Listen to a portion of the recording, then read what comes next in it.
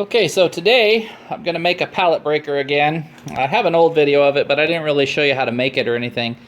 My daughter's going to go get some pallets and build a dog house for a friend of ours. And it's going to be a big dog house, so she's going to use a lot of recycled pallets and stuff.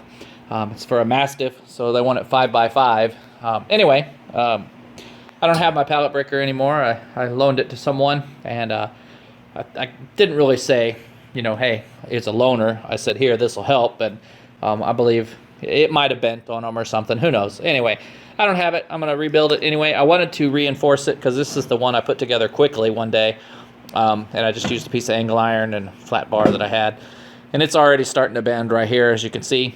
So on this one, I'm going to go ahead and use this, I don't know, 1/2 inch, 3/8 plate that we have, cut 1-inch sections off.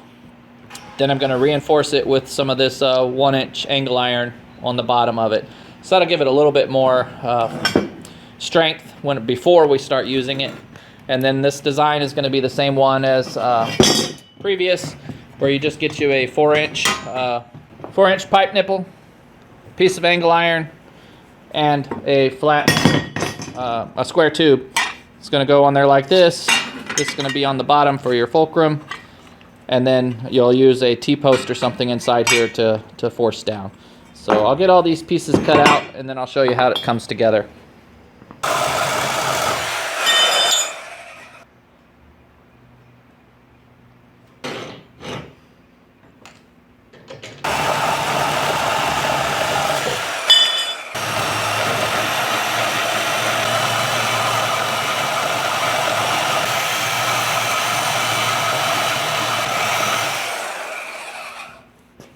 Okay, so that's some old bed frame.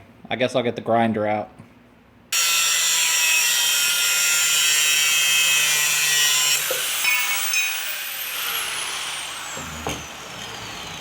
Darn bed frames. Okay, so I got my 2 strips I'm just going to go over it real quick so you'll know the parts this time, because that's what I didn't do in the last one. They're 8 inches long. You probably could make them a little bit shorter. I just want about 6 inches or so sticking out. So anyway, 2 strips of, I would go at least 3/8 inch. I think that's exactly what these are. 1/2 inch would be better, and then you probably wouldn't need any support on them. I'm not going to put these pieces on until I see if it's going to start to bend or not. I was originally, but this will just make it a little bit harder to get it in between your pallets. So I don't want to put them on if I don't have to. And the old one that I have didn't really bend. I mean, I used it a lot, and it never really... It started to bend a little bit, but it never did. So, you know, once you get it bending, though, it kind of stops. But anyway, so, and then a 4-inch piece of this, 4-inch pipe nipple, and then these are just spacers. And then I'm going to use, on this design where you can remove it and use a T-post, you want 1.5 inch square tube.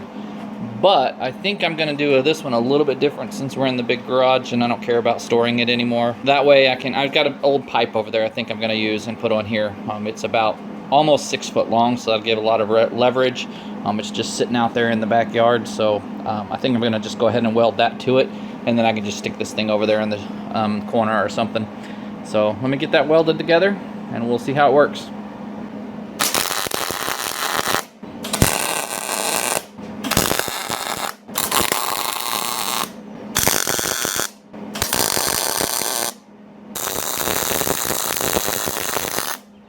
Definitely want the garage door open.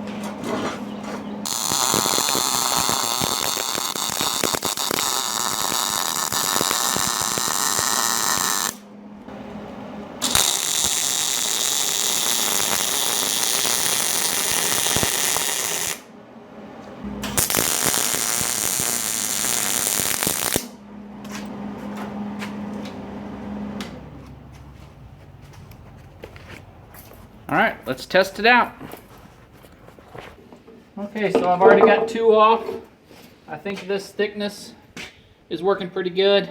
I may not need to put the additional angle iron on there that I was going to do.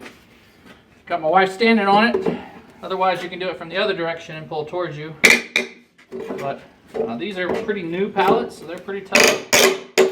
But As you can see, it just pulls it right out of there.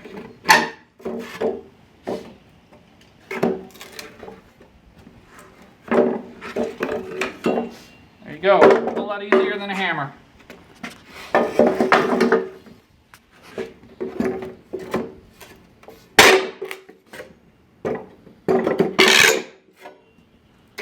And I like this nice long handle on here that I'm glad I decided to use the pole instead of the T-post like I did on the first one. Alright, well, hopefully it'll give you an idea to make you one. They're pretty quick. You can usually use the scrap that you have. And as always, we thanks for watching, and we'll catch you in the next video.